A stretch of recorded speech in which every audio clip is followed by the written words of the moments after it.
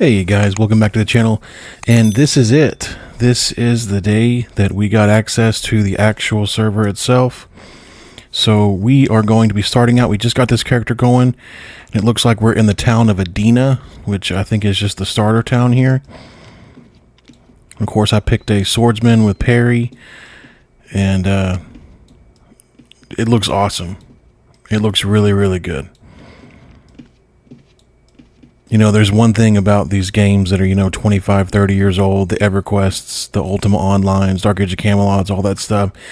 Whenever you are able to log into these games, you power run through them so quickly because you know where everything is. You know where to go. You know where to talk to. You know where to go to get your training.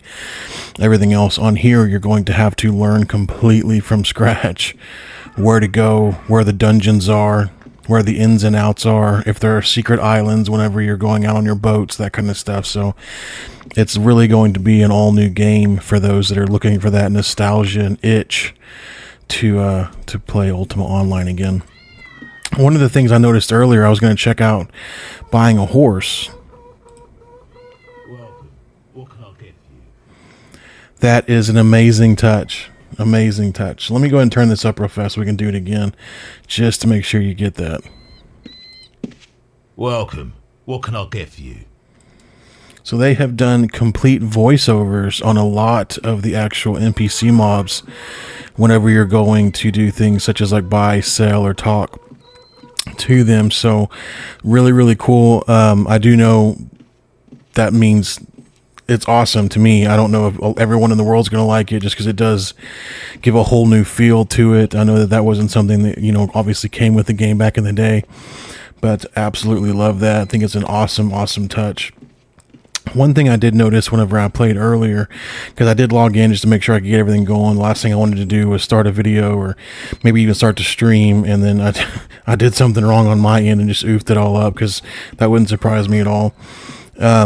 I'm not really like a programmer or anything by far, so but we did find the Newbie dungeon, and we found the area right here for the inn. So I know where to log out, and I also know where to go to train. So that's where we're going to go right now. We're going to go ahead and head over to the Newbie dungeon.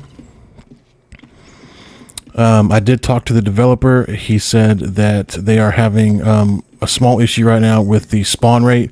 It looks like they're spawning in threes in certain areas versus just one. So, I mean, it's not like that's a huge deal, but we may see more than one thing in there. So, but I'm going to shut up, and we're going to kind of take a look at the actual the dungeon itself.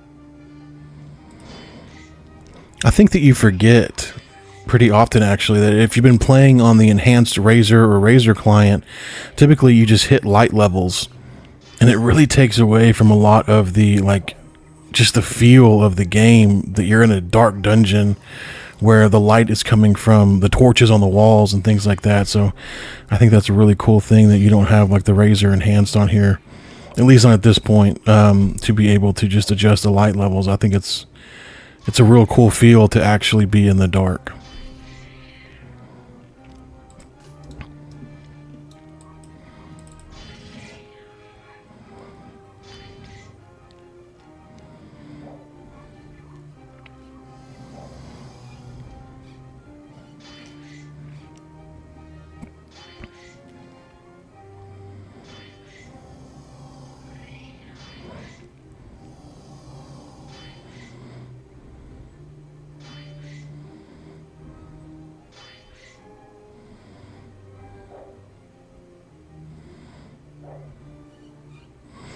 So I know if you played back in the day, over here you're seeing the skills go up, and you're like, man, that may seem faster than it was back in the day, but I'm telling you right now that this is a much slower increase than a lot of the other shards that I've played on recently.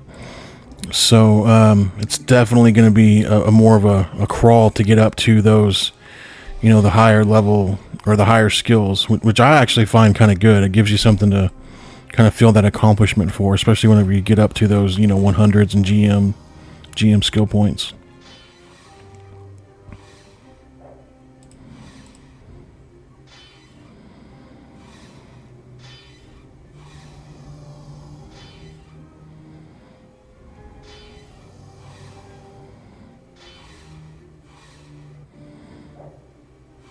These giant rats are putting in some work. I'm gonna have to retreat.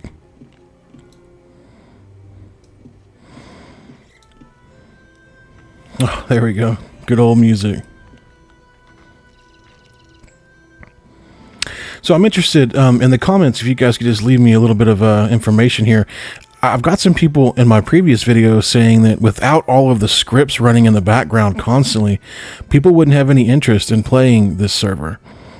And I'm kind of curious, do you feel that way? Do you feel like without having, constant scripts running, that loses the interest in Ultima Online? Or do you feel like you would be still interested in playing the game normally without it being automated for you? I know that I would be still very interested in playing the game without the game playing itself for me.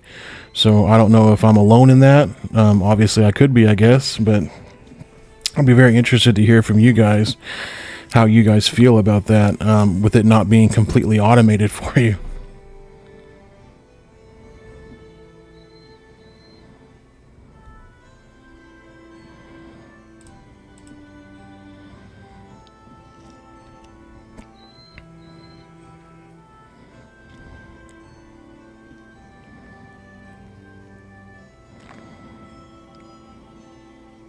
I'll tell you what, nothing hits quite like old school Ultima Online music.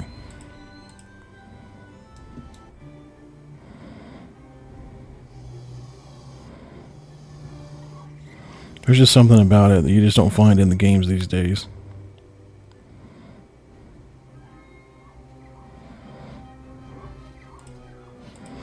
Uh-oh, got our first heal.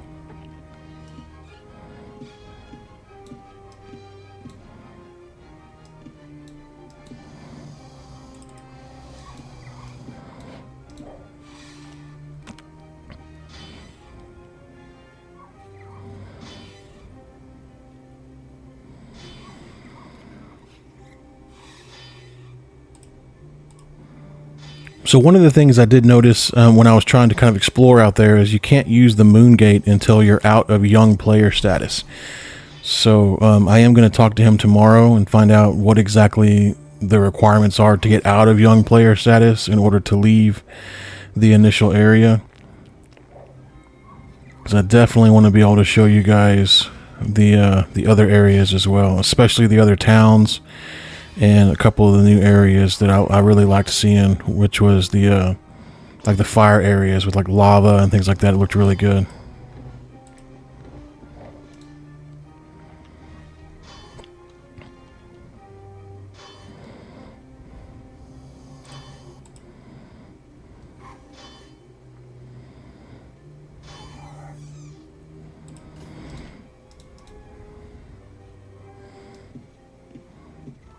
Let's head out here. And last time I walked by, these got yeah, awesome. They just healed me up, which is real nice.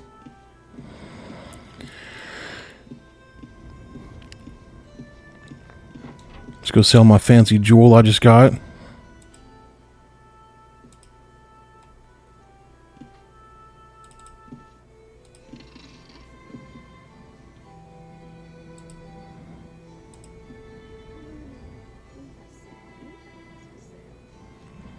Yeah, I definitely need to keep the volume up whenever I'm doing this kind of stuff because I can hear them. I bet you guys probably can't. I'll adjust that in my future ones. It's really hard to voice over whenever the music's real loud, but I absolutely love the voiceovers that they've got for the different NPCs. So I think that we have enough here, yeah, to get us a horse.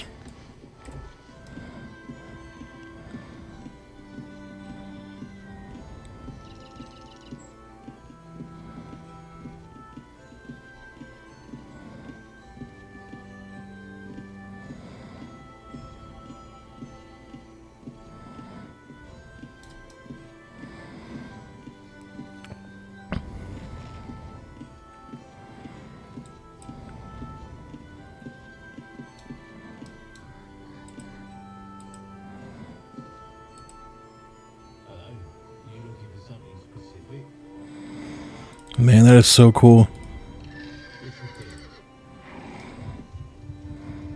So I did notice up here earlier, if you were to start like a crafter in this area, there does appear to be a mine over here, which is full of miners.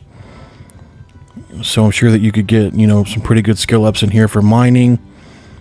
There seems to be plenty of trees over here on the, I guess it would be what, southeast side of the island here. But yeah, everything looks great, down from the cannons down to in this room right here. You've got like a ship docked. Everything looks amazing.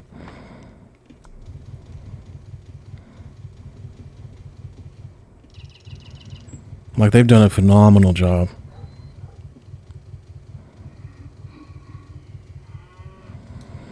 Looks like you got a little busted dock there.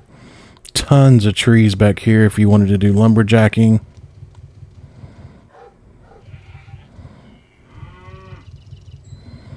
You got cotton here. It looks like you could probably be able to make your own bandages, things like that.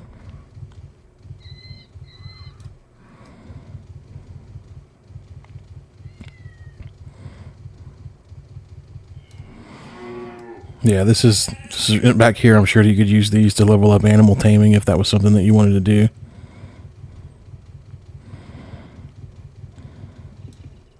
But yeah, this is going to be Adina. This is the starting town, I guess the entry level area for you to initially get your skills, work up your base melee skills or your crafting skills before you venture out into the world and check out the rest of the map. So